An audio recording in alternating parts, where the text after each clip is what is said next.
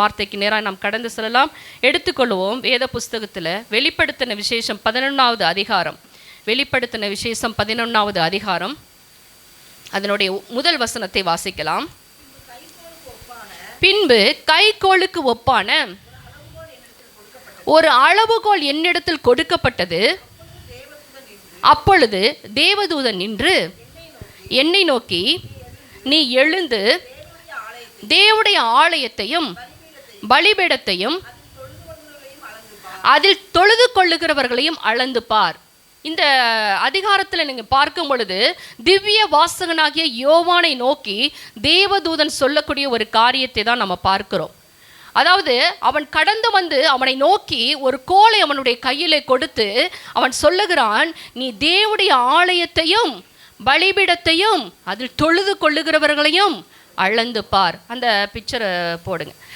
அளந்து பார் என்று சொல்லி அங்கே ஒரு காரியத்தை அவன் இடத்துல பொறுப்பை கொடுக்கிறதை நம்ம பார்க்க முடிகிறது. இங்கே 3 காரியத்தை நம்ம பார்க்கிறோம். 3 காரியம் என்னவென்றால், தேவனுடைய ஆலயம், 2வது பார்க்கும் பொழுது பலிபீடம், 3வது பார்க்கும் பொழுது தொழுது கொள்ளுகிறவர்கள். இது 3ஐயுமே அளக்க வேண்டும் என்று தேவன் சொல்லுகிறார். யோவானுக்கு ஒரு பெரிய பொறுப்பை கொடுக்கிறார். இதை 3ஐயும் அளந்து பார். இந்த கோலை பாருங்க. அந்த தேவதூதன் அதை யோவானுடைய கையில் கொடுக்கும்படியாய் கூட அந்த கோலை நீட்டுகிறான். நீட்டும் பொழுது அதை யோவான் வாங்கி கொண்டு அங்கே செய்யக்கூடிய காரியம் அது அநேக ஆவிக்குரிய அர்த்தங்களை கொண்டு போகிறது. அதற்குள்ளே போகாதபடிக்கு தேவனுடைய ஆவியானவர் இன்றைக்கு சபைக்கு என்ன பேசுகிறாரோ அதை உங்கள் செவிகளுக்குள்ளே, உங்கள் இருதயத்துக்குள்ளே, உங்களுடைய ஆத்துமாக்குள்ளே ஊடுருவி செல்ல வேண்டும் என்று இந்த வேளையில் அடிமை வாஞ்சிக்கிறேன்.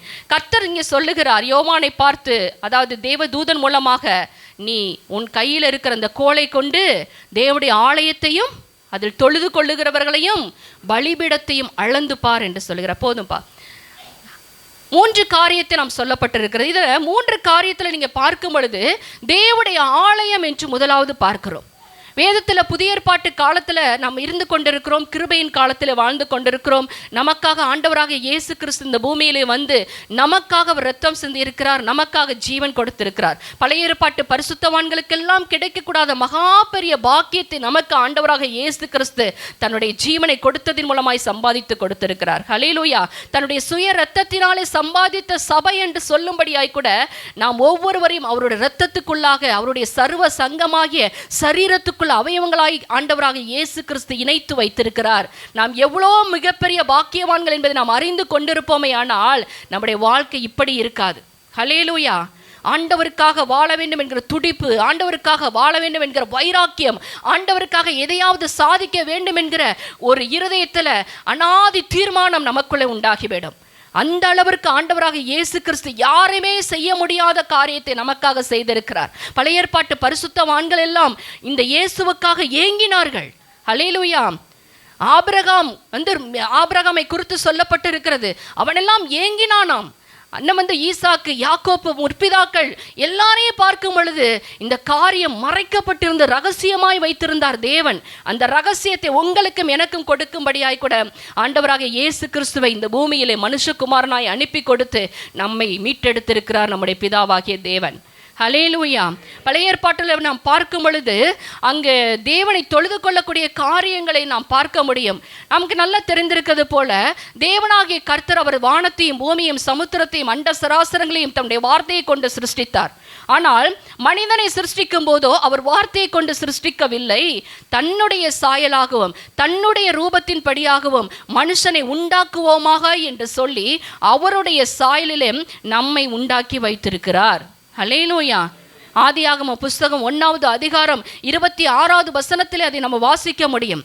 நம்முடைய தேவனாகிய கர்த்தர் அவருடைய சாயலின் படியாகவும் அவருடைய ரூபத்தின் படியாகவும் நம்மை சிருஷ்டித்து நம்மை வைத்திருக்கிறார். நமக்குள்ளே அவருடைய ஜீவனை நம்மை ஊதி நம்மை ஜீவ ஆத்துமாவுடைய பிள்ளைகளாய் மாற்றி வைத்திருக்கிறார். ஆனால் என்றைக்கு தேவனாகிய கர்த்தர் படைத்த மனிதன் பாவம் செய்து தேவ மகிமை இழந்து போனானோ அப்பொழுது அவன் என்ன பண்ணான் தெரியுமா? ஆதியாகமம் 5வது அதிகாரத்தில் 3வது வசனத்தை வாசிக்க முடியும். ஆதாம் தன் சாயலிலும் தன் ரூபத்தின் படியாக ஒரு குமாரனை பெற்று அவனுக்கு சேத் என்று பெயரிட்டான் என்று சொல்லப்பட்டிருக்கிறது. ஆதாமை தேவன் படைத்தது எப்படி? அவருடைய சாயலிலே, அவருடைய ரூபத்தில். ஆனால் என்றைக்கு பாவம் வந்து மனிதனுக்குள்ளே பிரவேசித்ததோ அவனை தேவன் மகிமையினாலே மூடி வைத்திருந்தார். ஆதாமை சுற்றிலும் தேவனுடைய மகிமை இருந்தது. ஹல்லேலூயா. தேவன் தோட்டத்திலே வந்து முகமுகமாய் பேசுவார் ஆதாமோடு. பகலில் குளிர்ச்சியான வேளையிலே ஆதாமோடும் ஏவாளோடும் உலாவுகிறவராய் காணப்பட்டார். மனிதனை படைத்ததுடைய நோக்கமே அவனை தன்னோடு கூட வைத்துக்கொள்ள வேண்டும் என்பதற்காக, அவரை துதிக்க, அவரை ஆராதிக்க, அவருடைய சித்தத்தை செய்ய, இந்த பூமியிலே வானத்தில் சர்வ சிருஷ்டி சேனைகளெல்லாம் படைத்த எல்லா காரியத்திலும் மனிதன் அனுபவிக்க வேண்டும் என்பதற்காகத்தான் மனிதனை தேவன் உண்டாக்கினார். ஆனால் பாவம் செய்து எல்லாவற்றையும் இழந்து போனான். நீங்கள் ரோமருக்கு எழுதின புஸ்தகம் 3வது அதிகாரத்தில் அதனுடைய 23வது வசனத்தை நீங்கள் வாசித்து பார்க்கும் பொழுது, வாசிங்க, ரோமர் 3:23. எல்லாரும் பாவம் செய்து தேவ மகிமை அற்றவர்களாய் போனோம் என்று சொல்லப்பட்டிருக்கு. எல்லாரும் பாவம் செய்வதற்கு யார் காரணமாக இருந்தால் என்றது பார்க்கும் பொழுது, ரோமருக்கு எழுதின நிருபம் 5வது அதிகாரம் 12வது வசனத்தை வாசிங்க. இப்படியாக ஒரே மனுஷனாலே பாவமும் பாவத்தினாலே மரணமும் உலகத்திலே பிரவேசித்தது போலவும், எல்லா மனுஷரும் பாவம் செய்தபடியினால் மரணம் எல்லாருக்கும் வந்தது போலவும், அதனால தான் ரோமர் 3:23 சொல்லுகிறது, எல்லாரும் பாவம் செய்து தேவ மகிமை அற்றவர்களாய் மாறி போனோம். இழந்து போன தேவனுடைய மகிமையை கர்த்தர் மீண்டும் மனிதனுக்கு கொடுக்கும்படியாய் கூட ஆண்டவராகிய இயேசு கிறிஸ்துவை இந்த பூமிக்கு அவர் அனுப்பி கொடுத்தார். அவருடைய பரிபூரணத்தினால மீண்டும் நாம் கிருபையின் மேலே கிருபையை பெற்றுக்கொள்ளும்படியாய் கூட, அந்த மகிமையில பிரவேசிக்கும் ஸ்லாக்கியத்தை நாம் பெற்றுக்கொள்ளும்படியாக ஆண்டவராகிய இயேசு கிறிஸ்து இந்த பூமியிலே வந்து நமக்காக செய்த தியாக பலிதான் சிலுவையின் காரியங்கள். ஹல்லேலூயா. சிலுவையில் அவர் ரத்தம் சிந்தினார், அடிக்கப்பட்டார், பாதிக்கப்பட்டார், நொறுக்கப்பட்டார். நமக்காக கடைசி சொட்டு ரத்தத்தையும் சிந்தி ஜீவனை கொடுத்து நமக்காக பரிதபித்து வேண்டுதல் செய்கிறவராகவும் காணப்பட்டார். ஹல்லேலூயா. இந்த ஆண்டவரை யாருக்கெல்லாம் ரொம்ப பிடிக்கும்? யாருக்கெல்லாம் ரொம்ப பிடிக்கும்? எனக்கு ரொம்ப பிடிக்கும்பா. ஹல்லேலூயா. பாவியான என்ன தேடி வந்து மீட்டு கொண்டாரே. உலகத்தில் எவ்வளோ பேர் இருக்காங்களே, பாவியிலே பிரதான பாவி நாங்கள். ஹல்லேலூயா.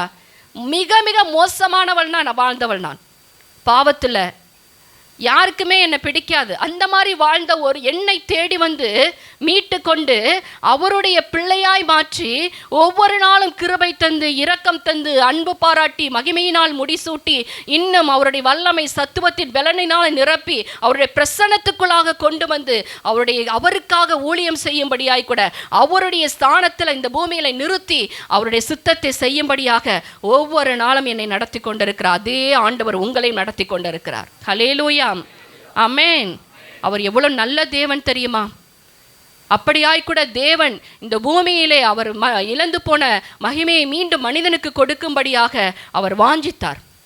தோட்டத்திலே ஆதாமுடைய உறவு இழந்து போய்விட்ட தேவன் மீண்டும் எப்படியாவது இந்த ஜனங்கள் மத்தியிலே தன்னை அவர் வெளிப்படுத்த, தன்னுடைய மகிமையை ஜனங்களுக்கு வெளிப்படுத்த அவர் விரும்புகிறார். அதனால தான் முதலாவது மோசே கிட்ட சொல்லுகிறார், நான் இந்த ஜனங்கள் மத்தியிலே வாசம் பண்ணுவதற்கு எனக்கு ஒரு என்ன பண்ண கூடாரத்தை அமைக்கும்படியாய் கூட சொல்லுகிறார். எடுத்து வாசிங்க, யாத்திராகமம் புஸ்தகம் 25வது அதிகாரத்தில் 8-9 வாசிங்க. யாத்திராகமம் 25:8-9. அவர்கள் நடுவிலே நான் வாசம் பண்ண எனக்கு ஒரு பரிசுத்த ஸ்தலத்தை உண்டாக்குவார்களாக, நான் உனக்கு காண்பிக்கும் வாசஸ்தலத்தின் மாதிரியின்படியும் மாதிரியின்படியும் 25:40 வாசிங்க. 25:40. மலையிலே உனக்கு காண்பிக்கப்பட்ட மாதிரியின்படியே எச்சரிக்கையா இரு என்று சொல்லி ஆண்டவர் மோசே மலையின் மேலே ஏறி போகிறான். 40 நாள் இரவும் பகலும் புசியாமலும் குடியாமலும் தேவனுடைய பர்வதத்தில் அவன் மலையின் உச்சியிலே கடந்து போகிறான். தேவ பிரசன்னத்துக்குள்ளாய் கடந்து சென்று தேவனோடு முகமுகமாய் பேசி கொண்டிருக்கிறான் மோசே. அந்த நேரத்தில் தேவன் சொல்லுகிறார், மோசே உனக்கு ஒன்று தெரியுமா, நான் ஆதாமோட உலாவி கொண்டிருந்தேன், அவனோட பேசினேன், என்னுடைய மகிமையினால் அவனை மூடி வைத்திருந்தேன். இப்பொழுது அவன் மகிமை இழந்து நிற்கிறான். மனிதர்கள் அந்த வழியிலே நின்று கொண்டிருக்கிறார்கள். மீண்டும் நான் அந்த மகிமையை கொடுக்கணும், அவர்கள் மத்தியிலே நான் உலாவணும், அவர்கள் மத்தியிலே நான் வாசம் பண்ணணும், அவர்கள் மத்தியிலே நான் எழுந்தருள வேண்டும் என்று விரும்புகிறேன். மோசே, நீ கீழே இறங்கி போய் ஒரு காரியத்தை செய்றியா? நான் இந்த மலையில் உனக்கு நான் ஒரு மாடலை காட்டுவேன். அந்த மாடல் படியாக நீ என்ன பண்ணணும்? எனக்கு ஒரு வாசஸ்தலத்தை நீ உண்டாக்கணும், அதில் நான் சொல்லுகிற அந்த அளவின் படியாய் கூட செய்ய நீ எப்படி இருக்கணும், எச்சரிக்கையா இரு என்று சொல்லுகிறார். ஆண்டவராகிய தேவனாகிய கர்த்தர் வேதத்தில் நீங்கள் பார்க்கும் பொழுது பேழையை செய்யும் பொழுது அங்கே நோவாவுடைய காலத்தில் அந்த பேழை எப்படியெல்லாம் செய்ய வேண்டும், எந்த அளவிலே செய்ய வேண்டும் என்று சொல்லி அதற்கு அளவை குறிக்கிறார். ஹல்லேலூயா. அதே போல தான் இந்த வாசஸ்தலத்தை, அதாவது ஆசரிப்பு கூடாரம், டேபர்னாக்கல் என்று சொல்லுவார்கள், அதை நிறுவும் பொழுது அதற்கு அளவுகளை குறிக்கிறார். எதிலே செய்ய வேண்டும், எந்த அளவின்படி, அது நீளம் என்ன, அதனுடைய அகலம் என்ன, அதனுடைய உயரம் என்ன, அதில் ஒரு இன்ச்சு கூட என்ன பண்ணக்கூடாது, நீ ஓ இஷ்டத்துக்கு வைக்கக்கூடாது. நான் எப்படி காண்பித்தேனோ அதே மாதிரி செய்வதற்கு நீ எப்படி இருக்கணும், எச்சரிக்கையா இரு என்று சொல்லி ஆண்டவர் காட்டுகிறார். ஹல்லேலூயா. அதே போல் நீங்கள் பார்க்கும் பொழுது அடுத்து சாலமோடைய நாட்களில் அதை இந்த தாவீது ஆசைப்படுகிறார். இன்றைக்கு வாசித்த சங்கீதம் 27:3 படியாக கூட தாவீது நமக்கு தெரியும், ராஜாவாகிய தாவீதுடைய உள்ளத்துக்குள்ள ஒரு ஆசை இருந்தது, ஆலயத்தில் எப்போதும் தங்கி அவருடைய மகிமையும் அவருடைய வாசிங்க அந்த வசனத்தை 27:3 இல்லை 4 கர்த்தரிடத்தில் ஒன்றை நான் கேட்டேன், அதையே நாடுவேன், நான் கர்த்தருடைய மகிமையை பார்க்கும்படியாகவும் அவருடைய ஆலயத்தில் ஆராய்ச்சி செய்யும்படியாகவும் நான் என் ஜீவனுள்ள நாளெல்லாம். ஹல்லேலூயா. அவனுக்கு ஒரு ஆசை, கர்த்தருக்கு ஒரு ஆலயத்தை கட்ட வேண்டும் என்று. கட்டுவதோடு மாத்திரமல்ல, அந்த ஆலயத்துக்குள்ளேயே தங்கி இருக்கணும். ஹல்லேலூயா. எதுக்குள்ள தங்கி இருக்கணும், ஆலயத்துக்குள்ள தங்கி இருப்பதே அவன் வாஞ்சித்தான், விரும்பினான், நாடினான், ஏங்கினான். ஹல்லேலூயா. அதனால தான் தாவீது அந்த ஆலயத்தை கட்டுவதற்கு என்னெல்லாம் பொருட்கள் தேவைப்பட்டது அது எல்லாவற்றையும் சவதரித்து வைத்தான். தன்னுடைய பொக்கிஷத்திலிருந்தும் எடுத்து கொடுத்தான் கடைசியில். அப்படியாய் கூட அவனுக்கு அந்த ஆலயத்தின் மேல் அவ்வளோ ஒரு ஆசை, அப்படி ஒரு ஏக்கம். ஏனென்றால் ஆலயம் எதனால் நிரப்பப்படும், தெய்வ மகிமையினாலே நிரப்பப்பட்டிருக்கும். அந்த மகிமையை பார்க்க அவன் வாஞ்சித்தான், அந்த மகிமையை அனுபவிக்க அவன் வாஞ்சித்தான், அதில் உட்கார்ந்து தேவனுடைய காரியங்களை ஆராய்ச்சி செய்யும்படியாய் கூட வாஞ்சித்தான். ஆனால் ஆண்டவர் சொல்லிவிட்டார், தாவீதே உன் கைகள் இரத்தத்தினால படிந்திருக்குப்பா, இரத்த கரைகள் உன்னுடைய கைகளில் இருக்கிறபடினால நீ எனக்கு ஆலயத்தை கட்டாதபடிக்கு உன்னுடைய குமாரன் எனக்கு சாலமோன் எனக்கு ஆலயத்தை கட்டுவானாக என்று சொல்லுகிறார். 1 ராஜாக்கள் 6வது அதிகாரத்தில் முதல் 2 வசனத்தை நீங்கள் பார்க்கும் பொழுது சாலமோன் ராஜா தேவனுடைய ஆலயத்தை கட்டும்படியாய் கூட அங்கு தேவன் அவனை எழுப்புகிற காரியத்தை நம்ம பார்க்க முடிகிறது. கட்டத் தொடங்குகிறான் கர்த்தருடைய ஆலயத்தை. அதன் பிறகு நீங்கள் பார்க்கும் பொழுது நேபுகாத்நேச்சார் பாபிலோனிய சாம்ராஜ்யத்தின் காலத்தில் யோயாக்கீம், யூதாவின் ராஜாவாக இருந்த யோயாக்கீமுடைய காலத்தில் பாபிலோன் ராஜா எருசலேமில் படையெடுத்து வந்து அங்கு எருசலேம் தேவாலயத்தை அவன் தீக்கிரையாக்கி போடுகிறான். 2 ராஜாக்கள் 25வது அதிகாரத்தில் நீங்கள் 9வது வசனத்தை நீங்கள் வாசிக்க முடியும். 2 ராஜாக்கள் 24வது அதிகாரம் முழுவதும் நீங்கள் வாசித்து பார்த்தீர்கள் என்றால் என்ன காரணத்துக்காக அங்கு ஆலயம் அழிக்கப்பட்டு போனது என்பதை நம்ம பார்க்க முடியும். ஆலயத்தை தீக்கிரையாக மாற்றி விட்டார்கள். சாலமோனை நீங்க பார்க்கும் பொழுது தேவ ஆலயத்தை பொன்னினாலே இழைத்து வைத்திருந்தான். கற்களினாலே கட்டப்பட்ட ஆலயங்க அது. இதனால கட்டப்பட்டது சிமெண்டோ மணலோ கிடையாது. முழுக்க தேவனுடைய ஆலயத்தை சாலமோன் அவன் கற்களினாலே கட்டினான். நீங்கள் இப்போ இந்த எருசலேமில் இருக்க பார்த்தீங்கன்னா ஒரு வால், வீப்பிங் வால் என்று சொல்லுவாங்க இல்லையா, அந்த வாலை பார்த்தீங்கன்னா ஃபுல்லாக பெரிய பெரிய கல். ஹல்லேலூயா. அதில் எந்த சிமெண்ட்டுமோ எதுவுமே இல்லாதபடிக்கு ஃபுல்லாக அதே போல் தேவ ஆலயம் முழுவதையும் அவன் கற்களினாலே கட்டி வைத்திருந்தான். அந்த கற்களை அவன் என்ன பண்ணுறான், ஷேப் பண்ணுறதுக்கு ஆலயத்துக்குள்ளே கொண்டு வந்து வச்சா அது ஷேப் பண்ணால் சத்தம் கேட்குன்னு சொல்லிட்டு ஒளி சத்தம் கூட ஆலயத்துக்குள்ளே கேட்கக்கூடாது என்று சொல்லி வெளியில் வச்சு கற்களை எல்லாம் செதுக்கி ஆலயத்துக்கு ஒவ்வொரு இடத்துல எப்படி அந்த கல்லுடைய ஷேப்பு வேணுமோ அப்படி எல்லாவற்றையும் ரெடி பண்ணி சாலமோன் அந்த ஆலயத்தை நேர்த்தியாய் கட்டினான். 7 ஆண்டுகள் தேவனுடைய ஆலயத்தை அவன் கட்ட எடுத்துக்கொண்டான். ஹல்லேலூயா. எடுத்து கற்களினால் கட்டின தேவாலயத்தை அங்கு பசும் பொன்னினாலே மூடுகிறான். ஹல்லேலூயா. பொன் என்றால் கிருபை என்றால் அர்த்தம். கிருபைக்கு அடையாளமாக ஆவிக்குரிய அர்த்தத்தை நாம் சொல்ல முடியும். அப்படியாய் தேவனுக்காக கட்டப்பட்ட சாலமோன் கட்டின ஆலயம் கிருபையினாலே சூழ்ந்திருந்தது. ஹல்லேலூயா. அப்படியாய் கூட அவன் ஆலயத்தை கட்டி முடிக்கிறான். ஆனாலும் அந்த ஆலயம் தீக்கிரையாக்கப்பட்டு பொன்னெல்லாம் உருகி ஓடுகிறது, திரும்பவும் அந்த ஆலயத்தை கட்டும்படியாய் எஸ்ராவுடைய நாட்களிலே அங்கே நீங்கள் பார்க்கும் பொழுது செருபாபேல் செயத்தலின் குமாரனாகிய அங்கே செருபாபேல், யோசதாக்கின் குமாரனாகிய யோசுவா, இன்னும் தீர்க்கதரிசிகளாகிய ஆகாய், சகரியா என்று சொல்லி அங்கு தரியுடைய ராஜ்யபார காலத்திலும் கோரேசுடைய ராஜ்யபார காலத்திலும் மீண்டும் ஆலயம் கட்டப்படும்படியாய் கூட அங்கு பிள்ளைகள் முயற்சி எடுக்கிறார்கள். அந்த முயற்சியை தேவன் வாய்க்க பண்ணுகிறார். கோரேசை தேவன் அதற்காகவே நியமித்து வைத்து ஜனங்களை விடுதலையாக்கி 70 ஆண்டுகள் சிறையிருப்பில் இருந்த ஜனங்கள் விடுதலையாக்கப்பட்டு ஆலயத்தை கட்டும்படியாய் கூட கோரேசு மூலமாய் அனுப்பப்படுகிறார்கள். முதலாவது அவர்கள் கடந்து வந்து பலிபீடத்தை கட்டுகிறார்கள். இப்பொழுது கூட ஜூலை மாசத்துல நமக்கு தெரியும் ஒரு சம்பவம் நடந்தது. என்ன நடந்தது? 3வது ஆலயத்தை கட்ட அவங்க என்ன பண்ணிட்டு இருக்கிறாங்க? முதல் ஆலயத்தை கட்டினது யாரு?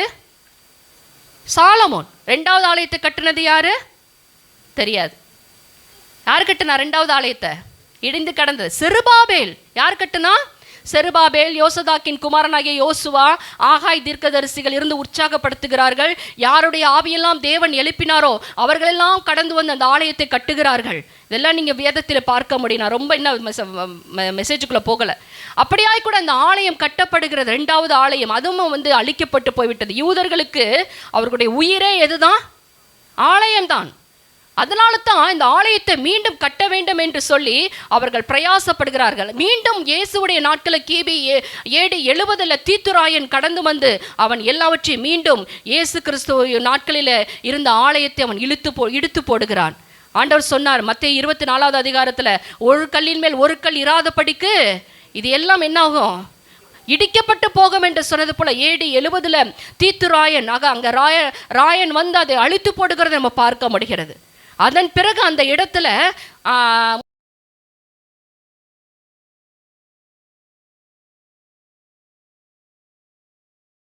அதை கட்டு. இப்போ வந்து அந்த இடத்துல என்ன கட்டணும்? தேவனுடைய ஆலயத்தை கட்டணும். அதற்காகத்தான் இப்போ என்ன நடந்து கொண்டிருக்கிறது? போராட்டங்கள், யுத்தங்கள் நடந்து கொண்டிருக்கிறத நம்ம பார்க்கிறோம் யூதர்களுக்கு. ஆனால் இயேசு கிறிஸ்து என்ன பண்ணிவிட்டார்? அவர் வந்து எல்லா காரியத்தையும் நிறைவேற்றி முடித்து விட்டார். ஆனால் அவர்கள் இன்னும் மெசியாவை அறிந்து கொள்ளாதபடியினாலே அவர்கள் பழைய ஏற்பாட்டு நியாயப்பிரமாணத்துக்குள்ளேயே நின்று கொண்டிருக்கிறார்கள். மீண்டும் தேவாலயத்தை கட்டணும், மீண்டும் பலி செலுத்தணும், மீண்டும் அங்கு ஆசாரியத்துவத்தின் முறைமைகள் எல்லாம் செய்ய வேண்டும் என்று நின்று கொண்டிருக்கிறார்கள். ஆனால் இப்பொழுதுதான் நான் மெசேஜுக்குள்ள போறேன். அங்க தேவன் சொல்லுகிறார் யோவான் இடத்துல, நீ தேவனுடைய ஆலயத்தையும் பலிபீடத்தையும் அங்க இன்னொன்னு என்னது? தொழுது கொள்ளுகிறவர்களையும் அளந்து பார். ஹல்லேலூயா. சாலமோன் கட்டின ஆலயம் சொன்னேன். அவன் ஒவ்வொரு காரியத்தை செய்யும் போது ஒவ்வொன்றுக்கு ஒரு அளவை குறிக்கிறான். அவனுடைய அந்த ஆலயத்துடைய மாடல் எல்லாமே ஆசரிப்பு கூடாரத்துடைய மாடல் தான். ஆனால் அது வந்து தகசு தோளினாலே கட்டப்பட்டிருந்தது. சிவப்பு தீர்த்த ஆட்டுக்கடாரியின் தோளினாலே கட்டப்பட்டிருந்தது தான் ஆசரிப்பு கூடாரம். அது பலகையினாலும் தோளினாலும் மூடப்பட்டிருந்தது. ஆனால் சாலமோன் கட்டினது கற்களினாலே கட்டினான். ஆனாலும் அதோடைய அளவு காரியங்கள் எல்லாம் ஆசரிப்பு கூடாரத்தின் மாடலிலே கட்டினான். ஹல்லேலூயா. அதில் ஒன்று கூட மாற்றவில்லை. இன்றைக்கு ஆண்டவர் நம்மை தேவனுடைய ஆலயமாய் மாற்றி வைத்திருக்கிறார். ஹல்லேலூயா. நீங்களே தேவனுடைய ஆலயமா இருக்கிறீர்கள் என்று வேதம் சொல்லுகிறது. நீங்க எடுத்து வாசிச்சு பார்த்தீங்கன்னா 1 கொரிந்தியர்ல எடுத்து வாசிக்க முடியும். 1 கொரிந்தியர்ல எடுத்து வாசிங்க. 3வது அதிகாரம் அதோடைய 16, 17 வாசிக்கலாம். நீங்கள் தேவனுடைய ஆலயமா இருக்கிறீர்கள் என்றும் தேவனுடைய ஆவி உங்களில் வாசமா இருக்கிறார் என்றும் அறியாதிருக்கிறீர்களா? ஒருவன் தேவனுடைய ஆலயத்தை கெடுத்தால் அவனை தேவன் கெடுப்பார். தேவனுடைய ஆலயம் பரிசுத்தமா இருக்கிறது, நீங்களே அந்த ஆலயம். ஹல்லேலூயா. உங்களை தாங்க அளக்க சொல்றாரு. ஹல்லேலூயா. தேவன் செய்ய சொன்ன எல்லா காரியத்துக்கும் அளவை கொடுத்து செய்ய சொன்னார். இன்னைக்கு தேவனுடைய ஆலயமா இருக்கிற உங்களையும் என்னையும் அளக்கும்படியாய் கூட ஊழியக்காரருடைய கையில, பரிசுத்தாவின் கையில நம்மை கொடுத்து வைத்திருக்கிறார். ஹல்லேலூயா. நம்மை அளந்தா தேவன் வச்சிருக்கிற அளவுக்கு வந்துருவோமா? ஹல்லேலூயா. தேவன் ஒரு அளவை நியமித்து வைத்திருப்பார். அந்த அளவு இருக்கான தேவன் அளந்து பார்க்க சொல்றாரு. ஹல்லேலூயா. நான் டீப்பா உள்ள போலாம். அடுத்ததாக பார்க்கும்போது பலிபீடத்தை குறித்து சொல்லப்பட்டிருக்கிறது. பலிபீடத்தை அளந்து பார். ரோமர் 12:1 வாசிங்க. ரோமர் 12:1. அப்படி இருக்க சகோதரர்களே, நீங்கள் உங்கள் சரீரங்களை பரிசுத்தமும் தேவனுக்கு பிரியமுமான ஜீவ பலியாக ஒப்பு கொடுக்க வேண்டும் என்று தேவனுடைய இரக்கங்களை முன்னிட்டு நான் உங்களிடத்தில் வேண்டிக் கொள்கிறேன். இதுவே நீங்கள் செய்யத்தக்க புத்தி உள்ள ஆராதனை என்று சொல்லி அங்கே சொல்லப்பட்டிருக்கிறது. இந்த புதிய ஏற்பாட்டு காலத்தில் பலிபீடமும் நாமந்தான், பலிபொருளும் நாமந்தான், பலி செலுத்துகிறவர்களும் நாமதான், தொழுது கொள்ளுகிறவர்களும் நாமதான், ஆலயமும் நாமதான். அதுக்குள்ள வாசம் பண்ணுகிறவர் தேவன். ஹல்லேலூயா, ஆமென். நாம் இந்த காரியங்களெல்லாம் இருந்தாலும் தேவன் அதில் வந்து வாசம் பண்ண வேண்டும். அதற்குத்தான் தேவன் இன்னைக்கு அளக்க சொல்றார். நாம் ஜீவ பலியாய் நம்முடைய சரீரத்தை ஒப்பு கொடுத்து ஒரு புத்தி உள்ள ஆராதனை செய்கிறோமா? நம்முடைய சரீரங்களை பரிசுத்தமும் தேவனுக்கு பிரியமுமான ஜீவ பலியாய் ஒப்பு கொடுக்கிறோமா? 12:1 ஒப்பு கொடுக்கிறோமா? கர்த்தர் கேட்கிறார். ஹல்லேலூயா. அடுத்ததாக தொழுது கொள்ளுகிறவர்களை குறித்து நீங்கள் எடுத்து வாசிங்க. எபிரியர் 12:28. எபிரியர் 12:28. கொஞ்சம் சீக்கிரம் நம்ம மெசேஜுக்கு போகணும். ஆதலால் அசைவில்லாத ராஜ்யத்தை பெறுகிறவர்களாகிய நாம் பயத்தோடும் பக்தியோடும் தேவனுக்கு பிரியமாய் ஆராதனை செய்யும்படிக்கு கிருபையை பற்றி கொள்ள கடவோம். நாம் தான் அவரை தொழுது கொள்ளுகிறவர்கள். அவரை தொழுது கொள்ளுகிறவர்கள் ஆவியோடும் உண்மையோடும் தொழுது கொள்ள வேண்டும் என்று வேதம் நமக்கு சொல்லுகிறது. பரிசுத்த அலங்காரத்துடனே அவரை தொழுது கொள்ளுங்கள் என்று வேதம் சொல்லுகிறது. நாம் தொழுது கொள்ளுகிற நாம் எதை பற்றி கொண்டிருக்க வேண்டுமாம்? அவருடைய கிருபையை பற்றி கொண்டிருக்க வேண்டும். ஹல்லேலூயா. அவருடைய கிருபையை பற்றி கொண்டு அசைவில்லாத ராஜ்யத்தை பெறப்போகிற நாம் பயத்தோடும் பக்தியோடும் நடுக்கத்தோடும் நாம் அவரை ஆராதிக்க வேண்டுமாம். ஹல்லேலூயா. இன்றைக்கு நம்முடைய ஆராதனைகள்லாம் எப்படி இருக்கிறது? ஏதோ வெள்ளிக்கிழமை வந்து நீங்கள் ஆராதிக்கிறது மாத்திரம் ஆராதனை கிடையாது. நமக்கு கொடுக்கப்பட்டிருக்கிற ஒவ்வொரு நிமிடமும் தேவனை ஆராதிக்கத்தான் தேவன் கொடுக்கிறார். ஹல்லேலூயா. இந்த நாளை எதுக்குங்க நமக்கு கொடுத்தாரு? தேவனோடு வாசம் பண்ண, தேவனோடு நாம் நல்மனம் பொருந்த, தேவனுக்காய் வாழ, தேவனுடைய ராஜ்யத்தை கட்டுவிக்க, அவருடைய நாமம் நம் மூலமாய் மகிமைப்பட, அவருடைய பிரசன்னம் நம்மைக்கு, அவருடைய பிரசன்னத்தை நம் மூலமாய் இந்த பூமியில் இறக்கத்தான் நம்மளை வச்சிருக்கிறார். ஹல்லேலூயா. நாம் எப்படி ஆராதிக்கிறோம்? கொஞ்சம் ஒரு மாதிரினா நம்ம முதல்ல விடுற காரியம் எது தெரியுமா? ஆராதனை தான் விட்டுருவோம். ஹல்லேலூயா. ஜெபத்தை விட்டுருவோம், ஆலயத்தை விட்டுருவோம். ஏதோ ஒரு மாதிரி இருக்கு. அது என்ன பேச்சு? அது ஒரு மாதிரி இருக்கு. ஹல்லேலூயா. ஒரு மாதிரி இருக்கா? வா தேவ சமூகத்துக்கு. இல்லை ஆலயத்துக்கு வர முடியாத சூழ்நிலை உனக்கு இருக்கா? நான் நல்லா சொல்கிறேன். ஆண்டவர் நீங்கள் மட்டும் வாஞ்சையாக இருந்தீங்கன்னு வச்சுக்கோங்களேன், உங்களை ஒரு ஆராதனை கூட மிஸ் பண்ணாமல் ஆண்டவர் கூட்டிகிட்டு வந்துடுவார். நமக்குள்ள அந்த வாஞ்சை கிடையாது. ஹல்லேலூயா. சில பேர்லாம் கேட்டால் சொல்லுவாங்க, இந்த வாரம் வர முடியாது, முடிஞ்சால் அடுத்த வாரம் பார்க்கலாம். ஏன் முடியாது? உங்களுக்குள்ள அவ்வளோதாங்க தாகம். சங்கீதக்காரன் தாவீது சொல்றான், ஆலயத்தில் தங்கி இருப்பதே நாடுவேன். ஹல்லேலூயா.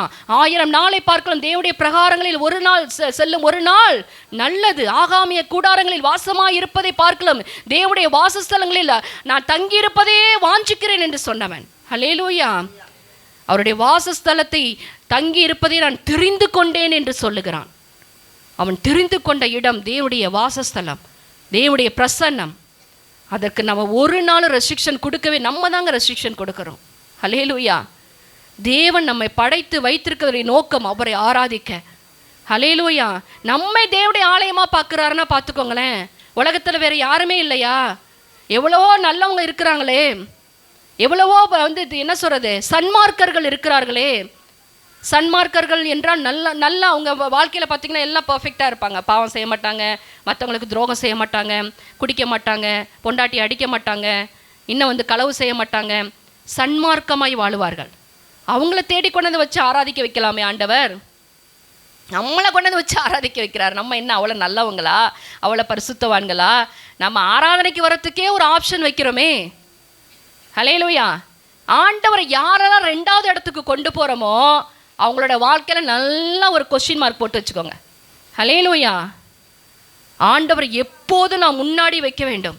நம்மை தேவனுடைய ஆலயமாய் அவர் பார்க்கிறார், நம்மை பலிபீடமாய் அவர் பார்க்கிறார், நாம் தான் அவரை தொழுது கொள்ள வேண்டும் என்று அவர் பார்க்கிறார். ஹல்லேலூயா. அப்படிப்பட்ட கிருபை நமக்குள்ளே இருக்க வேண்டும் என்று சொல்லித்தான் ஆண்டவர் ஒவ்வொரு நாளும் நமக்கு கிருபையாய் இலவசமாய் நாளை கொடுத்து அதில் நம்மை நடத்தி கொண்டிருக்கிறார். நான் பேசுகிறது யாருக்கெல்லாம் புரியலை பரவாயில்ல, எல்லாம் கொஞ்சம் என்ன சொல்கிறது, அலர்ட்டாக இருக்கீங்க. யாருக்கெல்லாம் புரியுது? ஹல்லேலூயா. ஆமென்.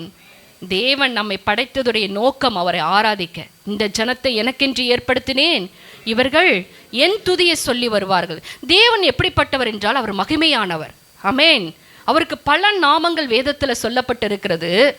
அவரை குறித்து நாம் அறிந்து கொள்ள வேண்டும் என்றால் நம்முடைய ஞானம் நம்முடைய குறுகிய அந்த மூளைக்கெல்லாம் அது பத்தாது.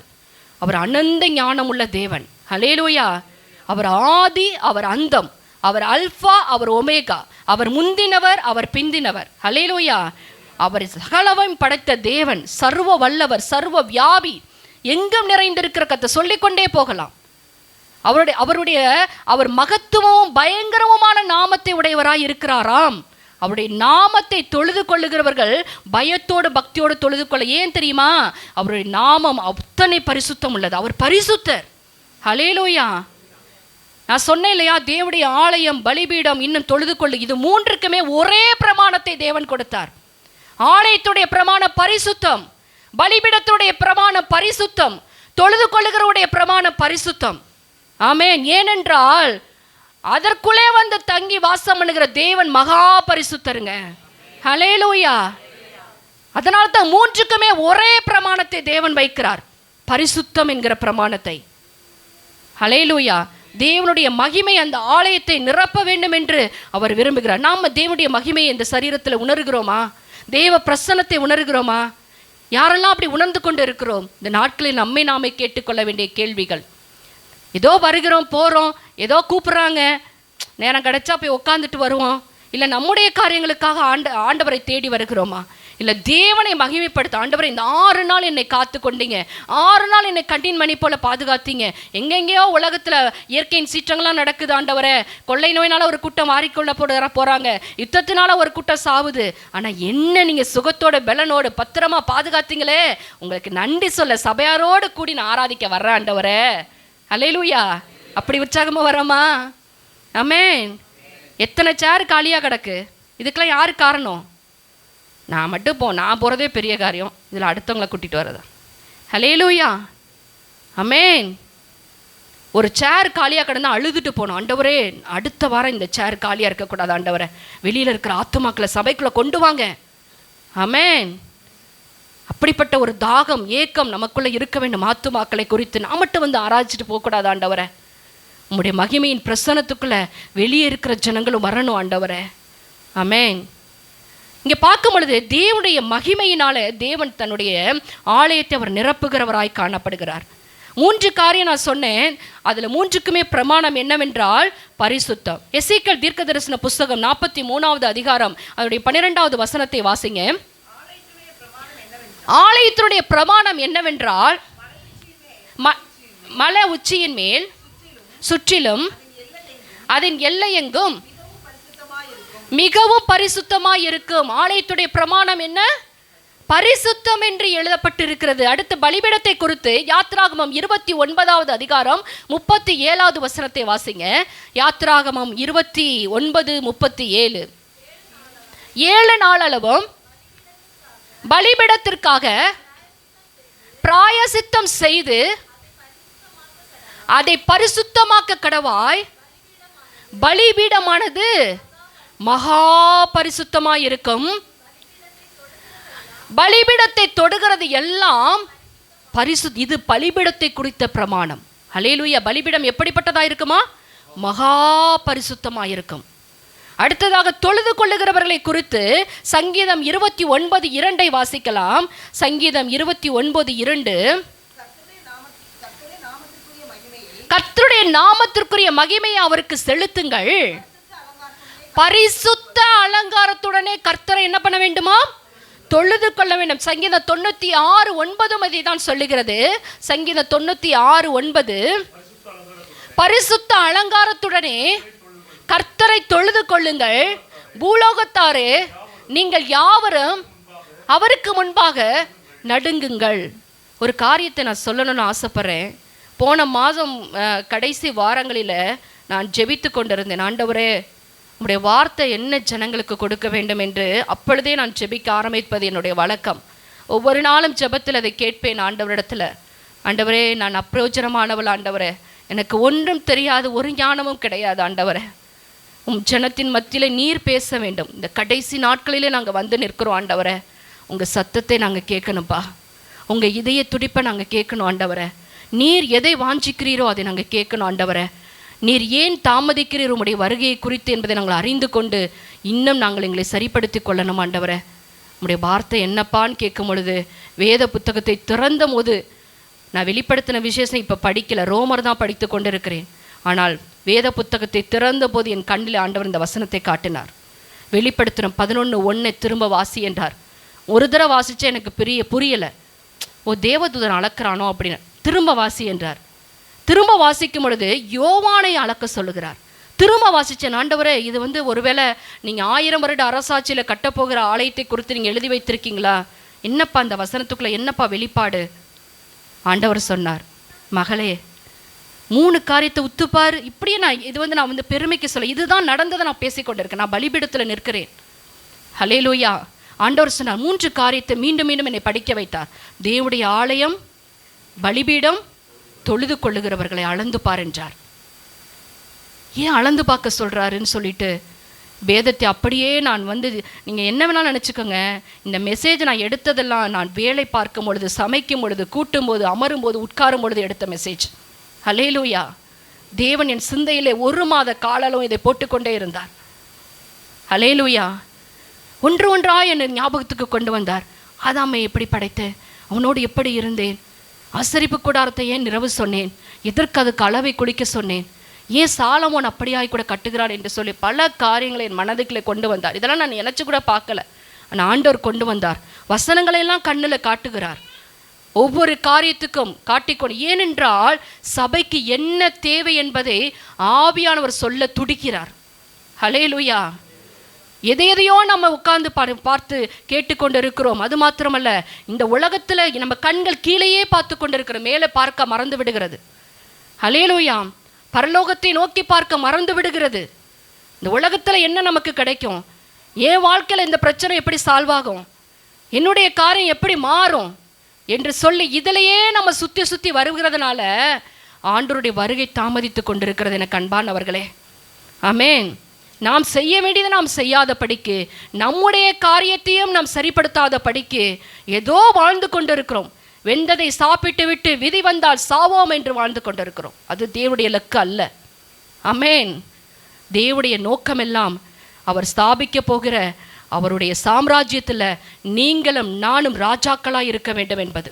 ஹல்லேலூயா, ஹல்லேலூயா, ஆமென். அதற்காகத்தான் அவர் காரியங்களை செய்து கொண்டிருக்கிறார், நம்மை துரிதப்படுத்துகிறார். இந்த நாளில் நாம் புரிந்து கொள்ள வேண்டும், நாம் தேவனுடைய ஆலயம் என்பதை மறந்துவிடக்கூடாது. நாம் தான் பலிபீடம் என்பதை நாம் மறந்துவிடக்கூடாது. நாம் தான் அவரை ஆராதிக்க தேர்ந்தெடுக்கப்பட்டவர்கள் என்பதை நாம் மறந்துவிடக்கூடாது. ஆமென். அது 3க்குள்ளும் பரிசுத்தத்தை வைத்திருக்கிறார் என்பதை நாம் மறந்தே போய்விடக்கூடாது. ஆமென். பரிசுத்தம் இல்லாமல் ஒருவரும் தேவனை என்ன பண்ண முடியாது, தரிசிக்கவே முடியாதுங்க. ஏன்னா அவர் மகா பரிசுத்தர். அவர் பரிசுத்தர் பரிசுத்தர் பரிசுத்தர் என்று போற்றப்படுகிற தேவன். ஹல்லேலூயா. ஒரு பரிசுத்தத்துக்கு வைராக்கியம் பாராட்டுகிற கர்த்தர். நான் பரிசுத்தராய் இருக்கிறது போல நீங்களும் பரிசுத்தர், நானே உங்களை பரிசுத்தமாக்குகிற தேவன் என்று சொல்லுகிறார். ஹல்லேலூயா. ஒரு காரியத்தை 3 காரியத்தை நம்ம பார்க்க போகிறோம்.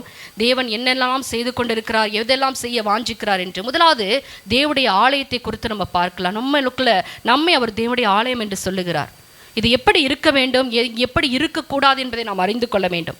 1 கொரிந்தியர் 6வது அதிகாரத்தில் அதனுடைய 19வது வசனத்தை முதலாவது வாசிக்கலாம். 1 கொரிந்தியர் 6:19. உங்கள் சரீரமானது நீங்கள் தேவனாலே பெற்றும் உங்களில் தங்கியும் இருக்கிற பரிசுத்த ஆவியினுடைய ஆலயமாய் இருக்கிறது என்றும் நீங்கள் உங்களுடையவர்கள் அல்லவென்றும் அறியீர்களா? ஹல்லேலூயா. நம்ம யாருடையவர்கள் கிடையாதா? நம்முடையவர்களே கிடையாதுங்க. அதை நாம் முதலாவது புரிந்து கொள்ள வேண்டும். நாம் தேவனுக்கு சொந்தமானவர்கள். என்றைக்கு ஆண்டவருடைய இரத்தத்தினாலே நாம் கழுவப்பட்டோமோ, என்றைக்கு அவருடைய உடன்படிக்கையில் இணைக்கப்பட்டோமோ, அவருடைய மரணத்தின் சாயலிலும் அவருடைய உயிர்த்தெழுதலின் சாயலிலும் இணைக்கப்பட்டோமோ, அப்பொழுதே நாம் புரிந்து கொள்ள வேண்டும், நாம் நம்முடையவர்கள் அல்ல. ஆண்டவராகிய இயேசு கிறிஸ்து இந்த பூமியில இருக்கும் பொழுது சொல்ல ஆரம்பித்தார், நான் உலகத்தான் அல்லாதது போல நீங்களும் இந்த உலகத்தான் அல்ல என்று சொல்ல ஆரம்பித்தார். ஆனா பவுல் ஒருபடி மேல போய் ஒரு காரியத்தை சொல்றாரு. கொலேசியர் 3வது அதிகாரத்துல உங்களுடைய ஜீவன் கிறிஸ்துவுக்குள் மறைந்திருக்கிறது என்று சொல்லுகிறார். ஹல்லேலூயா. வாசிங்க, கொலேசியர் நிருபம் 3வது அதிகாரம் 2வது வசனத்தை வாசிக்கலாம். 3வது வசனம் வாசிங்க. ஏனென்றால் 2வது வசனத்தை 1வது வசனம் வாசிங்க. எழுந்தது உண்டானால் ஆம்.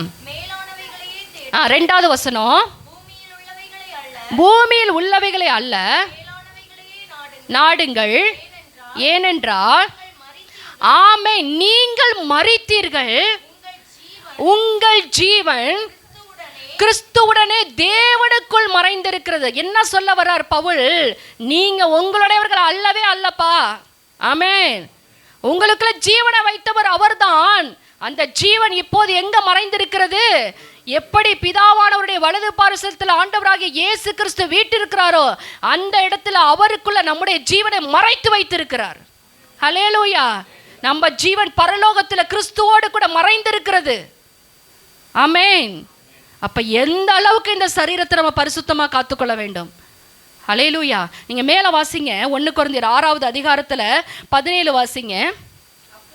அப்படியே கர்த்தரோடு இசைந்திருக்கிறவன், 13வது வசனத்துல பாதி வாசிக்கலாம். சரீரமோ வேசித்தனத்திற்கு அல்ல, கர்த்தருக்கே உரியது, கர்த்தரும் சரீரத்துக்கு உரியவர். இப்ப 15 16, உங்கள் சரீரங்கள் கிறிஸ்துவின் அவயவங்கள் என்று அறியீர்களா? அப்படி இருக்க நான் கிறிஸ்துவின் அவயவங்களை வேசியின் அவயவங்கள் ஆக்கலாமா? அப்படி செய்யலாகாதே. வேசியோடு இணைந்திருக்கிறவன் அவளுடனே ஒரே சரீரமா இருக்கிறான் என்று அறியீர்களா? இருவரும் என்று சொல்லி இருக்கிறதே.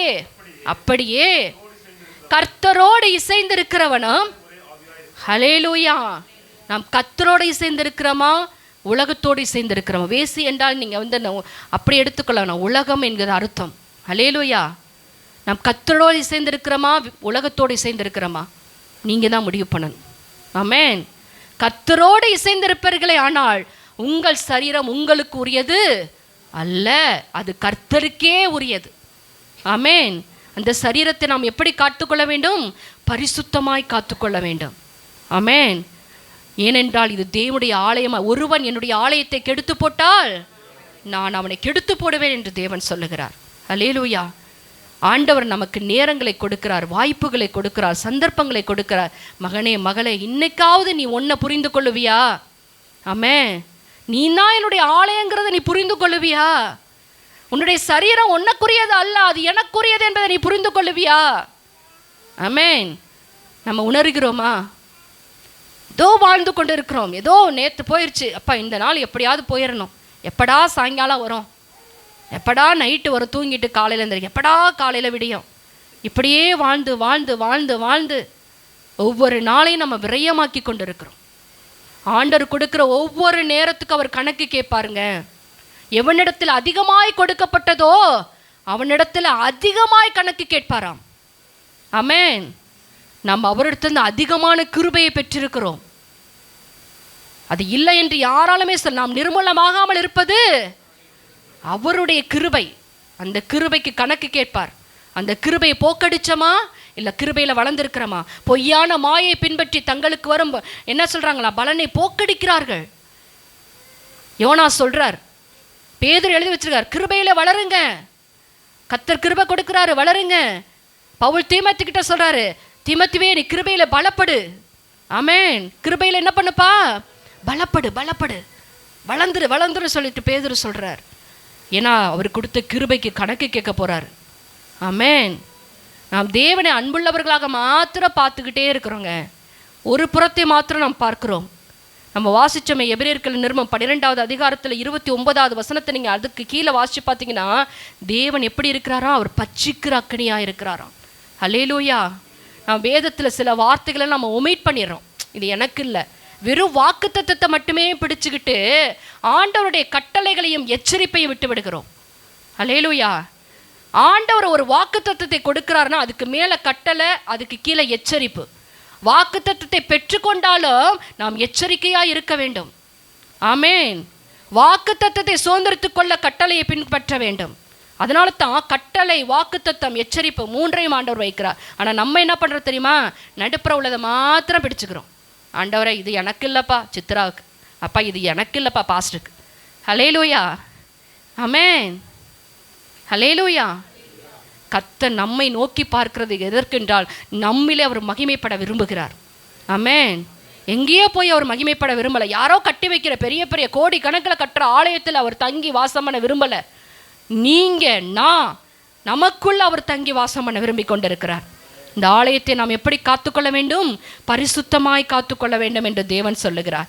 நான் 1 கொரிந்தியர் 6வது அதிகாரத்தில் நீங்கள் 9லேருந்து 12 வரைக்கும் வீட்டில் போய் உட்காந்து பொறுமையாக வாசித்து பாருங்கள். தேவன் என்ன எழுதி வைத்திருக்கிறார் என்பதை நீங்கள் புரிந்து கொள்ள முடியும். ஹல்லேலூயா. அவர் பரிசுத்தத்தை விரும்புகிற தேவன். ஆவியானவர் நம்மை அளந்து பார்ப்பார். நம்ம பரிசுத்தத்தில் எந்த அளவில் இருக்கிறோம். அவருடைய ஆலயத்தின் பிரமாணம் பரிசுத்தம். அதுக்கு ஒரு அளவை வைத்திருப்பார், ஒரு மெஷர்மெண்ட் வைத்திருப்பார். அதை அளக்கும் பொழுது அவருடைய அளவுக்கு அந்த அளவு சரியாக வந்தாதான் அது எப்படி இருக்கும்? ஃபுல்ஃபில் ஆகும். ஹல்லேலூயா. நீங்கள் கொஞ்சம் நினச்சி பாருங்கள், சாலமோனுடைய ஆலயத்தை கட்டினாரே, நீளம், ஒரு அகலம், உயரம், இதெல்லாம் பார்க்கும் பொழுது ஒவ்வொன்றுக்கும் நான் படித்து பார்த்தேன். நீளம், உயரம், அகலம், எல்லாத்துக்கும் ஒரு அளவு, எல்லாத்துக்கும் ஒரு அளவு. அதே போல் நம்முடைய சரீரத்தில் நாம் செய்யப்படுகிற, தேவனுக்காக செய்யப்படுகிற ஒவ்வொரு காரியத்துக்கும் தேவன் அளந்து பார்க்கிறவராய் இருக்கிறார். அல்லேலூயா. அவர் அளக்கும் பொழுது அவர் எதிர்பார்க்கிற அந்த அளவுக்குள்ளே நாம் வந்துவிட வேண்டியது அவசியமாக இருக்கிறது. ஆமேன். அடுத்ததாக நம்ம பார்க்கும் பொழுது நாம் சொன்னது போல் உபாகம் 23:14 எடுத்து வாசித்து பார்த்தோம்னா அங்கே சொல்கிறாரு ஆண்டவர், அவர் அசுசியான காரியத்தை கண்டு நம்மை விட்டு விலகி போகாதபடிக்கு நம்முடைய பாளையம் எப்பொழுதும் எப்படியா இருக்கணுமா? சுத்தமாக இருக்க வேண்டும் என்று தேவன் சொல்லுகிறார். அசுசியான காரியத்தை நம்ம இடத்துல கண்டாருன்னா விலகி போய் விடுவாராங்க. ஆமேன். நம்ம என்னைக்கோ அபிஷேகம் பெற்றிருப்போம், நம்ம நினச்சிட்டு இருப்போம் நான் அபிஷேகம் பண்ணப்பட்டுட்டேன், நான் அபிஷேகத்தில் இருக்கேன். ஆனால் நமக்கே தெரியாது அபிஷேகம் நம்மை விட்டு போனது. ஆமேன். ஒவ்வொரு நாளும் நம்ம தற்பரிசோதனை பண்ணி பார்க்க வேண்டும். நான் கிருபையில் நிலச்சிருக்கேனா, ரட்சிப்பின் வஸ்திரம் என் மேலே இருக்கா, அபிஷேகம் எனக்குள்ளே இருக்கா அப்படி என்பதை நம்ம என்ன பண்ணணும்? ஒவ்வொரு நாளும் அதை நம்ம அளந்து பார்க்குற பிள்ளைகளாக இருக்க வேண்டும். எசேக்கியேல் தீர்க்கதரிசன புஸ்தகத்தை நான் ஃபுல்லாக படிக்கும் பொழுது இப்பொழுது அதை தான் வாசித்து கொண்டிருக்க ஆண்டவர் கிருபை செய்கிறார். சில காரியங்களை புரியாது, அழுவேன், ஆண்டவர் என்ன ஒன்றுமே புரியலையே அப்படி என்று. ஆனால் அநேக காரியங்களை அவர் தெளிவுபடுத்தி காட்டினார். 1வது அதிகாரத்தில் நீங்கள் பார்க்கும் பொழுது அங்கே எசேக்கியேல் தீர்க்கதரிசி தேவனுடைய பயங்கரமான அந்த பரலோக தரிசனத்தை பார்க்கிறான். பரலோகம் ஒரு பயங்கரமான மகா பரிசுத்தமுள்ள அந்த இடத்துல பல தரிசனங்களை எசேக்கியேலுக்கு தேவன் காட்டுகிறார். ஹல்லேலூயா.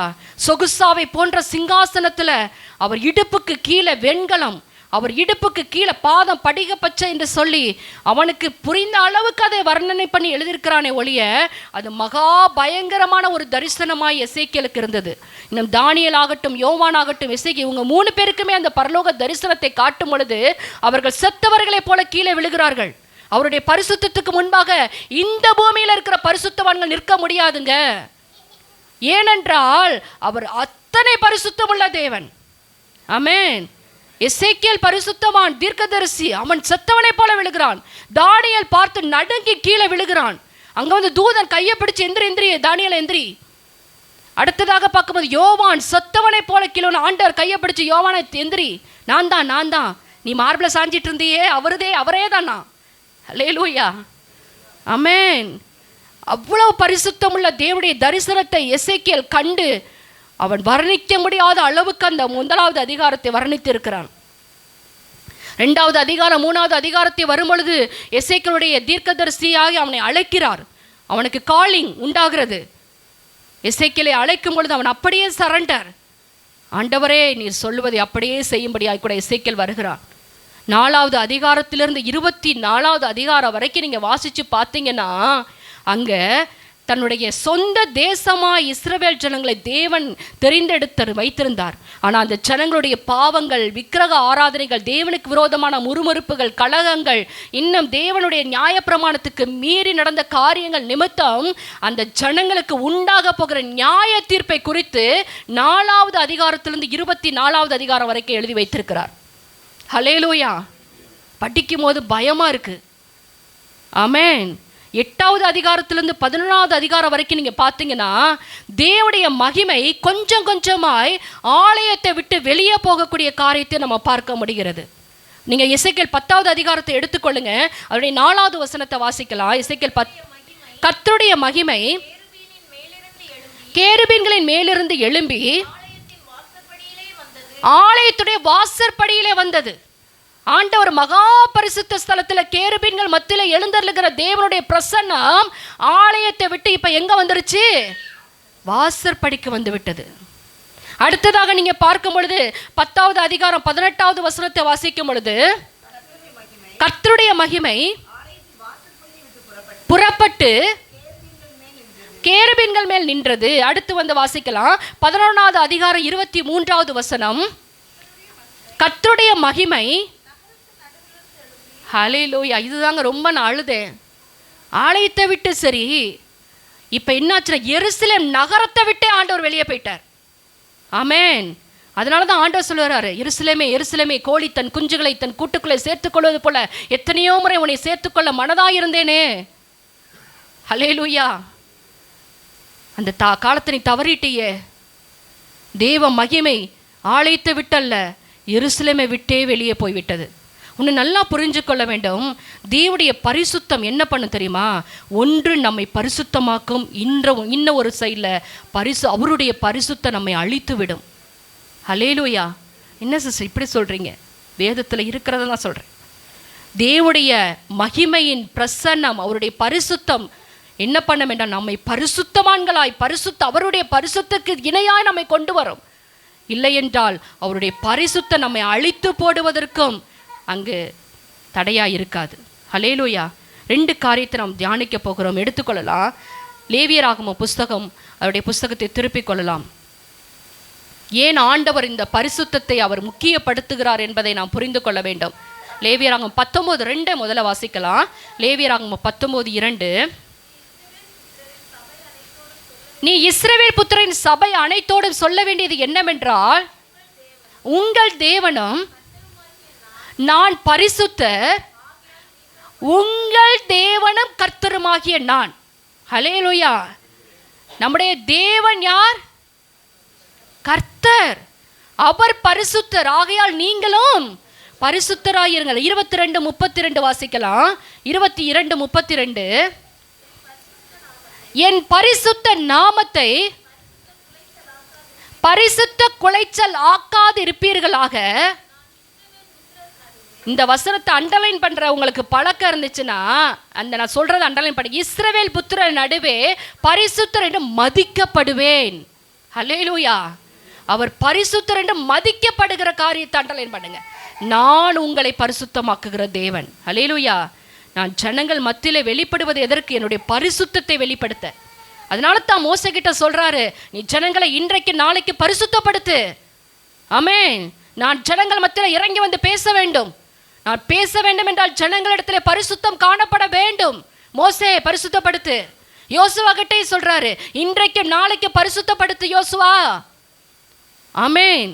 ஏனென்றால் அவருடைய பரிசுத்தத்திற்கு முன்பாக நம்மால் நிற்க வேண்டும் முடியாதபடி போவதற்கு காரணம், நாம் அவருடைய நாமத்தை பரிசுத்த குலைச்சலாக்கக்கூடிய காரியங்கள் நம்முடைய வாழ்க்கையில் இருக்குமே என்றால் நாம் கழுவி சுத்திகரிக்க வேண்டியது நமக்கு அவசியமாக இருக்கிறது. ஹல்லேலூயா. நாம் பரிசுத்தப்பட வேண்டும் என்று தேவன் விரும்புகிறார். 2 காரியம் சொன்னேன். அவருடைய பரிசுத்தம் நம்மை அழித்து விடும் சில வேளைகளில். ஏன் அழிக்கிறது என்றால், அவருடைய பிரமாணங்களை மீறும்போது அவருடைய பரிசுத்த அந்த நாமம் நம்மை அழித்து போடுகிறதாக இருக்கு. நாம் ஜாக்கிரதையாக இருக்க வேண்டும். நீங்கள் லேவியராகம் புஸ்தகத்தில் 10வது அதிகாரத்தில் முதல் 2 வசனத்தை வாசிச்சிங்கன்னா, லேவியராகம் 10வது அதிகாரம் முதல் 2 வசனம். ஆரோனின் குமாரராகிய நாதாபும் அபியும் தன் தூப கலசத்தை எடுத்து அவைகளில் அக்கினியையும் அதுல தூப வர்க்கத்தையும் போட்டு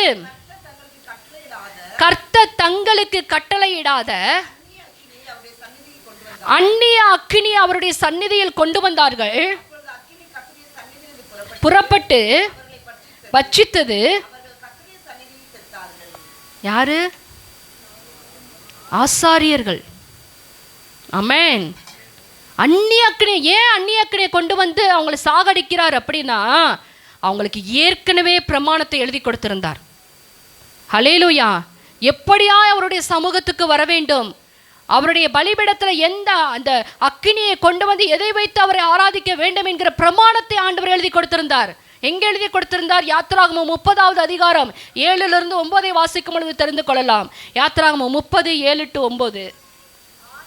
ஆரோன் காலைதோறும் அதன் மேல் சுகந்த தூபம் காட்ட வேண்டும். மாலையில் விளக்கேற்றும் போதும் அதன் மேலே தூபம் காட்ட வேண்டும். விளக்கும் போதும் தூபம் காட்ட வேண்டும். உங்கள் தலைமுறை தோறும் கர்த்தருடைய சந்நிதியில் இதுவே அதின் மேல் ஆண்டவர் சொல்லி இருந்தார். அந்நிய அக்கினி அந்நிய தூபத்தை கொண்டு வரக்கூடாது என்று ஆண்டவர் சொல்லி வைத்திருந்தார். ஹல்லேலூயா. அந்த பிரமாணத்தை யார் மீறுகிறார்கள்? பிரமாணத்தின்படி நடக்க வேண்டிய. ஆனால் ஆண்டவருடைய காரியத்தில் பார்த்தீங்கன்னா நம்ம எதுவுமே நம்ம இஷ்டத்துக்கு செய்யவே கூடாது. அதனால தான் ஆண்டவர் நான் எழுதி கொடுத்துல ஒன்றை கூட்டாத குறைக்காதுன்னு சொன்னார். ஆமே. எதையும் நம்ம கூட்டவும் கூடாது, ஒன்றை குறைக்கவும் கூடாது. ஆண்டவர் என்ன சொன்னாரோ அதை அப்படியே செய்யணும். ஹல்லேலூயா. பிரமாணத்தை மீறும் பொழுது நீ ஆசாரியனா இருந்தாலும் என்ன பண்ணணும்? என்னுடைய பரிசுத்தத்துக்கு முன்பாக நிற்கக்கூடாது படிக்கு அவன் சாகத்தான் வேண்டும். இந்த லேவியராகமம் 10வது அதிகாரத்தை நான் படிக்கும் போது அழுதேன். ஏனென்றால் ஆரோனுடைய பிள்ளைகள் நாதாபும் அபியும், ஆரோனுடைய பிள்ளைகள் செத்து போய்விட்டார்கள். அப்ப தேவன் மோசேயை கூப்பிட்டு சொல்லுகிறார், மோசே நீ ஆரோன்கிட்ட சொல்லிரு, அவனுடைய பிள்ளைகளுடைய பாடி அவன் தொடக்கூடாது. ஆரோனுடைய சித்தப்பா எடுத்து போய் அடக்கம் பண்ணட்டும், அவனை போக சொல்லாத. அவன் என்ன ஆண்டவருடைய சமூகத்தில் இருந்து அவன் பணிவிடைகளை செய்ய வேண்டுமோ அதில் நின்று கொண்டே இருக்க வேண்டும். அவன் போகக்கூடாது சொல்லிட்டாரு. ஆரோன்கிட்ட மோசே மூலமாக சொல்கிறார். மோசே ஆரோன் நீ செய்ய வேண்டியதை செஞ்சுக்கிட்டே இரு, பலி செலுத்திரு, பண்ணிரு அப்படிலாம் சொல்லிட்டு இந்த பாவ நிவாரண பலி செலுத்தக்கூடிய பங்கை ஆசாரியர்கள் புசித்திருக்க வேண்டும். ஆனால் இந்த ஆரோன் புசிக்காமல் அந்த காரியத்தை அப்படியே நிறுத்தி வைத்திருப்பார். அப்போ மோசே கேட்பாரு, மோசேக்கு கோபம் வந்துவிடும். ஆரோன் நீ தேவன் சொன்னதை நீ செய்யாமல் கீழ்ப்படியாமல் போனது என்ன? ஏன் நீ அந்த பாவ நிவாரண பலியை நீ புசிக்கல? அது உனக்கு கொடுத்திருந்தாரே தேவன், ஏன் புசிக்கல அப்படின்னு கேட்கும்போது எடுத்துக்கொள்ளுங்களேன். ஆரோன் ஒரு வார்த்தையை சொல்லுவார். உண்மையிலே நான் ரொம்ப மனசு ஒடிஞ்சு அந்த வார்த்தையில் வச்சுக்கிட்டு அழுதேன். ஆண்டவரே இப்படிலாம் கூட இருக்குமா ஆண்டவரே அப்படி என்று சொல்லி 19வது வசனத்தை வாசிங்க. ஆரோன் மோசேயை நோக்கி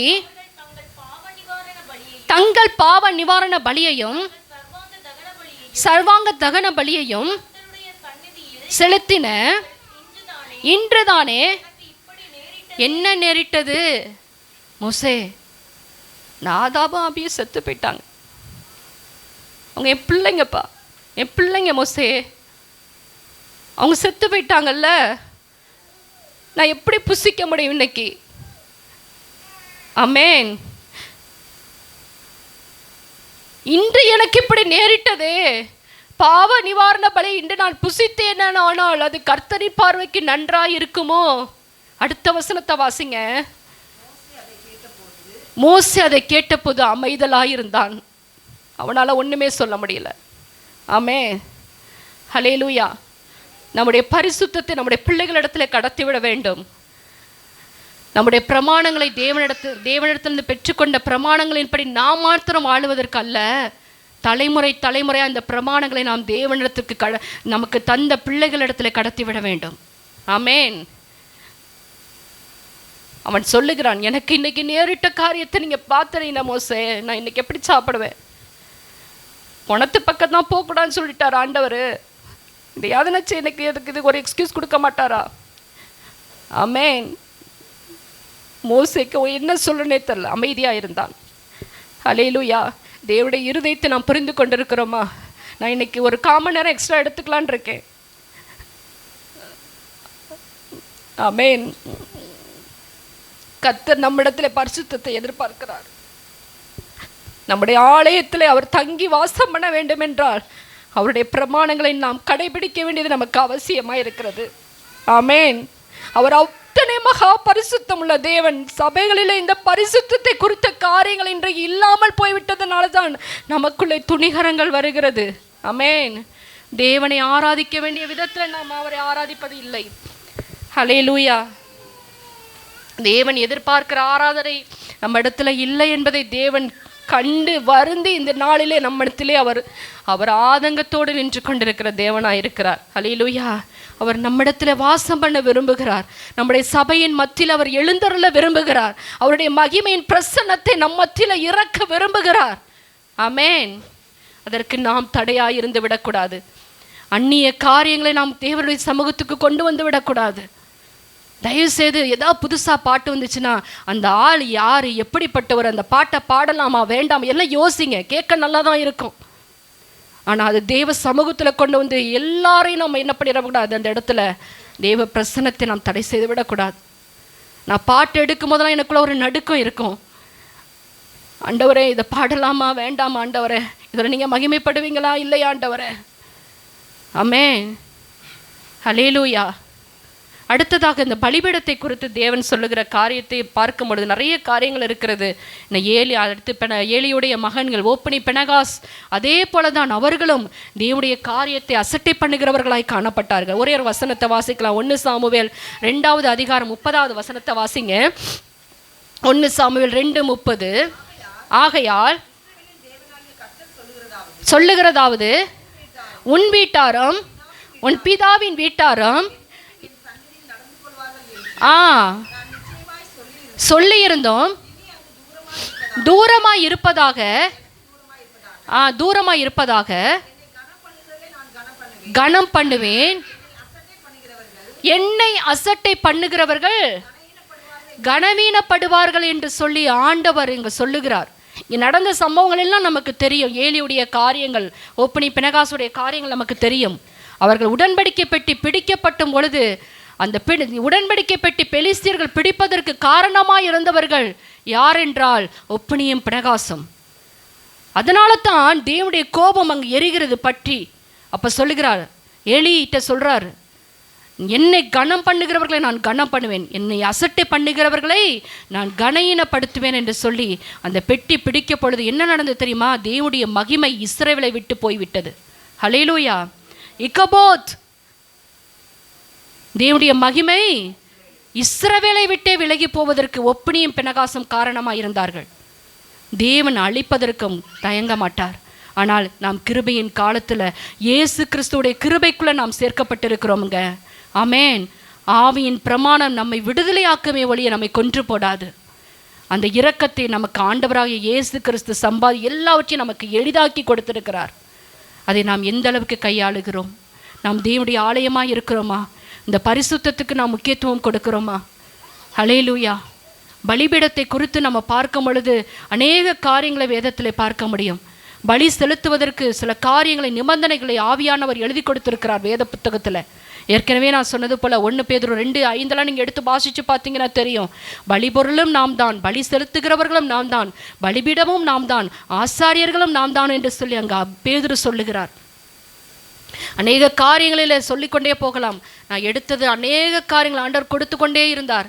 என்னால் ஸ்டாப் பண்ணவே முடியல. இன்னைக்கு பாஸ்ட் கொஞ்ச நேரம் தானே தருவாங்க, எப்படி தெரியலையா ஆண்டவரே? ஆனாலும் கர்த்தர் சொல்லுகிறார், நம்மை நடத்தக்கூடிய விதத்தில் நம்மை அடுத்து அவருடைய பரிசுத்தத்துக்கு நம்மை பரிசுத்தமாய் காத்து கொள்ளவும் கிருபை செய்வார். ஏசியாவோட காரியங்கள் நமக்கு தெரியும். அவன் தேவனுடைய பரிசுத்தத்தின் மகிமையை அவன் தரிசிக்கிறான். அங்கே ஏசியா 6வது அதிகாரத்தை வீட்டில் போய் வாசித்து பாருங்கள். 1 - 7 வரைக்கும் உள்ள காரியங்களே. தேவனுடைய ஆலயத்துடைய தரிசனத்தை அவன் பார்க்கிறான். ஆலயம் வஸ்திர தொங்கலால் நிரம்பி இருக்கிறது. அங்கே தேவனுடைய கேருபீன்கள், சேராபீன்கள் பரிசுத்தர் பரிசுத்தர் பரிசுத்தர் என்று ஓயாமல் அவரை போற்றி கொண்டிருக்கிறதை கண்ட ஏசாயா யார் தெரியுமா? தீர்க்கதரிசி. யாரு? தீர்க்கதரிசி. அந்த பரிசுத்தத்தின் வல்லமையை அவன் கண்ட பொழுது ஐயோ அசுத்த உதடுள்ளவன் என்று சொல்லி அழுகிறான். ஆமென். அசுத்த உதடுகளுள்ள ஜனங்கள் மத்தியில் நான் வாழ்ந்து கொண்டிருந்தேன், நான் இத்தனை நாள் எனக்கு தெரியலையே. ஹல்லேலூயா. நான் அசுத்த உதடுள்ளவன் சொல்லி தன்னுடைய பாவத்தை, தன்னுடைய காரியத்தை அவன் ஒத்துக்கொண்ட பொழுது உடனே பரலோகத்திலிருந்து ஒரு அக்கினி குரடை எடுத்துக்கொண்டு வந்து தூதன் அவனுடைய வாயை தொட்டு அவனை பரிசுத்தப்படுத்துகிறான். ஆமென். ஹல்லேலூயா. பரிசுத்தம் நம்மை பரிசுத்தமும் படுத்தும். ஹல்லேலூயா. ஏசையாவை பரிசுத்தப்படுத்தியது. அதன் பிறகு யாரை அனுப்புவேன் என்கிற சத்தத்துக்கு ஏசையா சொல்லுகிறான், என்னை அனுப்பும் ஆண்டவரை, நான் போகிறேன் என்று சொல்லுகிறான். ஹல்லேலூயா. ஆமென். அவருடைய பரிசுத்தத்தை குறித்து நாம் அறிந்து கொள்ளுகிற பிள்ளைகளாக இருக்க வேண்டும். தேவனுடைய மகிமையை நாம் உணர்கிறோமா, அவருடைய பரிசுத்தத்தை நாம் உணர்கிறோமா என்று சொல்லி நாம் பார்க்க வேண்டும். ஆலயத்துடைய பிரமாணத்தை குறித்து நம்ம வாசித்தோம். யாத்ராகமம் 29:37 பலிபீடம் எப்படி இருக்க வேண்டுமா, மகா பரிசுத்தமாக இருக்க வேண்டும் என்று சொல்லப்பட்டிருக்கிறது. ஹல்லேலூயா. அதில் பரிசுத்தம் 1 பேதுரு 2:5 குறித்து வைத்து வீட்டில் போய் வாசித்து கொள்ளுங்க. நம் பலிபீடத்தை பரிசுத்தமாய் காத்துக்கொள்ள வேண்டும். இதில் செலுத்தப்படுகிற பலியை கர்த்தர் சுகந்த வாசனையாய் முகர்ந்து நோக்க வேண்டும். ஆமென். ஸ்டாலின் பிரதர் சொன்னாங்க, நோவாவுடைய பலிகளை கர்த்தர் சுகந்த வாசனையாய் முகர்ந்து நோக்கினார். ஆமென். ஹல்லேலூயா. நம்முடைய பலிகளை, நம்முடைய ஆராதனைகளை கர்த்தர் சுகந்த வாசனையாய் முகர்ந்து நோக்கி கொண்டு இருக்கிறாரா? லேவியராகம புஸ்தகம் 1வது அதிகாரத்தில் நீங்கள் 2-9 வரைக்கும் வீட்டில் போய் உட்காந்து பொறுமையாக வாசிச்சு கொள்ளுங்க. அங்கே தேவன் ஒரு காரியத்தை செய்கிறார். ஒரு பலிபீடத்தின் மேலே ஒரு ஆடோ மாடோ கொண்டு வந்து சர்வாங்க தகனி பலி செலுத்துவதற்கு முன்பாக அதுக்கு சில ப்ரொசீஜர்ஸ், சில நியமங்களை தேவன் வைத்திருந்தார். முதலாவது அந்த ஆடோ மாடோ தெரிந்தெடுக்கப்பட வேண்டும். ஹல்லேலூயா. 2வது அது பழுதற்ற ஒரு காரியமாக இருக்க வேண்டும். 3வது அது அங்கீகரிக்கப்பட்டதாக இருக்க வேண்டும். 4வது அதோடைய தோல் உரிக்கப்பட வேண்டும். அடுத்ததாக பார்க்கும் பொழுது சந்து சந்தாக துண்டு துண்டாக நறுக்க அது தன்னை அர்ப்பணிக்க வேண்டும். அடுத்து பலிபீடத்தின் மேலே வைக்கும் பொழுது பரலோக அக்கினி அதை பற்றிக்க வேண்டும். ஆமென். ஹல்லேலூயா. நம்முடைய சுயங்கள் சாக வேண்டும். தோல் என்பது சுயம், அசுத்தம், தேவன் அருவருக்கிற காரியங்கள். இது எல்லாம் பலிபீடத்திற்கு முன்பாக வருவதற்கு முன்பாக எல்லாம் உரிக்கப்பட வேண்டும். சந்து சந்தாக துண்டு துண்டாக தேவன் நம்மை நறுக்கி அதில் அக்கினியை இறக்கும் பொழுது அதே கர்த்தர் சுகந்த வாசனையாய் முகர்ந்து நோக்கினார் என்று எழுதப்பட்டிருக்கு. அப்படிப்பட்ட சர்வாங்க தகன பலியின் மீது கர்த்தர் வாஞ்சையாக இருந்தார், அதை விரும்பினார். ஹல்லேலூயா. நம்முடைய பலிகள் எப்படி கர்த்தருக்கு முன்பாக இருக்கிறது? நம்முடைய துதிகள், ஆராதனைகள், நம்முடைய வாழ்க்கையே ஒரு ஆராதனை. ஆமென்.